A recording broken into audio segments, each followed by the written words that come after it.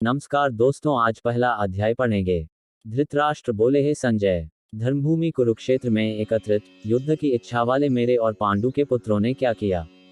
संजय बोले, उस समय राजा दुर्योधन ने व्यूह रचनायुक्त पांडवों की सेना को देखा और द्रोणाचार्य के पास जाकर यह वचन कहा, हे आचार्य, आपके बुद्धिमान शिष्य द्रुपद पुत्र धृष्टद्युम्न द्वारा व्यूहाकार खड़ी की हुई पांडु पुत्रों की इस बड़ी भारी सेना को देखिए।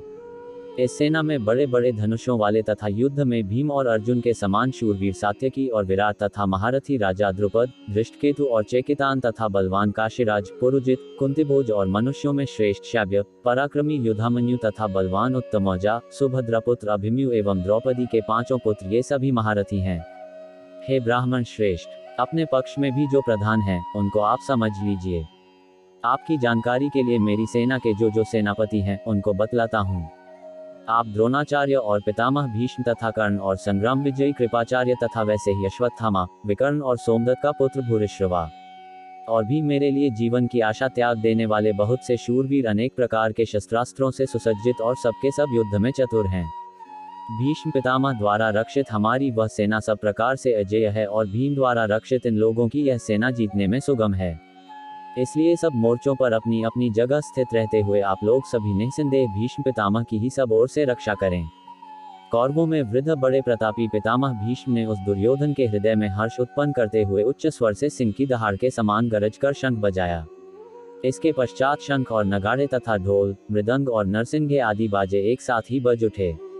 उनका वह शब्द बड़ा भयंकर हुआ। इसके अनंतर सफेद घोड़ों से युक्त उत्तम रथ में बैठे हुए श्री कृष्ण महाराज और अर्जुन ने भी अलौकिक शंख बजाए। श्री कृष्ण महाराज ने पांचजन्य नामक, अर्जुन ने देवदत्त नामक और भयानक कर्म वाले भीमसेन ने पौंड नामक महाशंख बजाया। कुंतीपुत्र राजा युधिष्ठिर ने अनंत विजय नामक और नकुल तथा सहदेव ने सुघोष और मणिपुष्पक नामक शंख बजाए।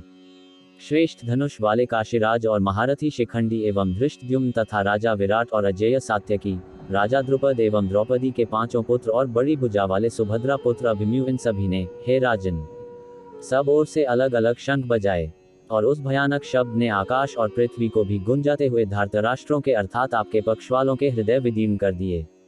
हे राजन, इसके बाद कपिध्वज अर्जुन ने मोर्चा बांधकर डटे हुए धृतराष्ट्र संबंधियों को देखकर उस शस्त्र चलने की तैयारी के समय धनुष उठाकर ऋषिकेश श्री कृष्ण महाराज से यह वचन कहा, हे अच्युत, मेरे रथ को दोनों सेनाओं के बीच में खड़ा कीजिए और जब तक कि मैं युद्ध क्षेत्र में डटे हुए युद्ध के अभिलाषी इन विपक्षी योद्धाओं को भली प्रकार देख न लूं कि इस युद्ध रूप व्यापार में मुझे किन किन के साथ युद्ध करना योग्य है, तब तक उसे खड़ा रखिए।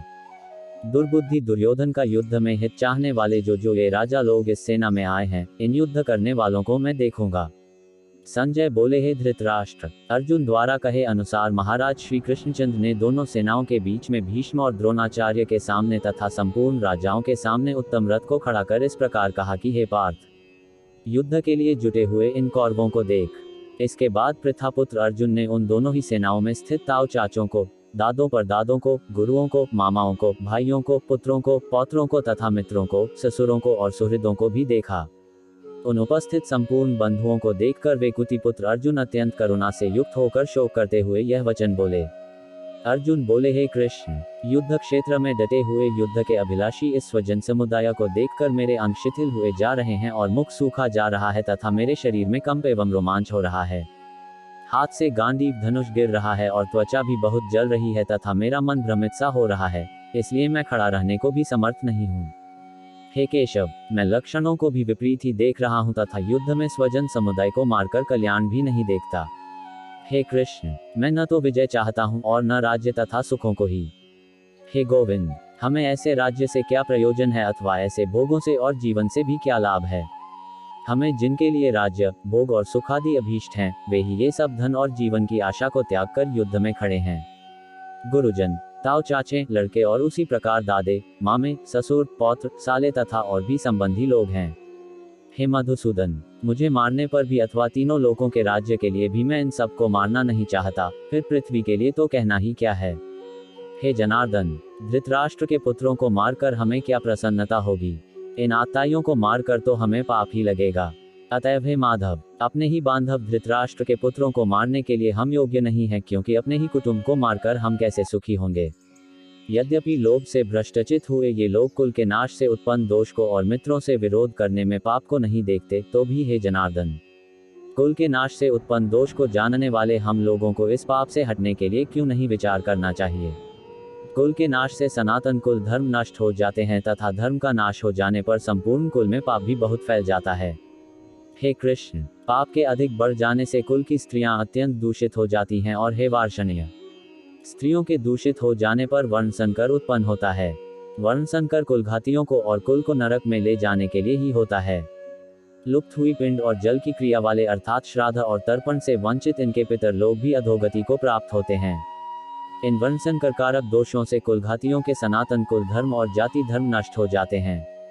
हे जनार्दन, जिनका कुल धर्म नष्ट हो गया है, ऐसे मनुष्यों का अनिश्चित काल तक नरक में वास होता है, ऐसा हम सुनते आए हैं। हाँ शोक, हम लोग बुद्धिमान होकर भी महान पाप करने को तैयार हो गए हैं, जो राज्य और सुख के लोभ से स्वजनों को मारने के लिए उद्यत हो गए हैं। यदि मुझ शस्त्र रहित एवं सामना न करने वाले को शस्त्र हाथ में लिए हुए धृतराष्ट्र के पुत्र रण में मार डालें तो वह मारना भी मेरे लिए अधिक कल्याणकारक होगा। संजय बोले। रणभूमि में शोक से उद्विग्न मन वाले अर्जुन इस प्रकार कहकर बाण सहित धनुष को त्याग कर रथ के पिछले भाग में बैठ गए। अगर आप हमारे वीडियो को पसंद करते हैं तो प्लीज चैनल को सब्सक्राइब करके हमारी यात्रा में हमारा हिस्सा बने।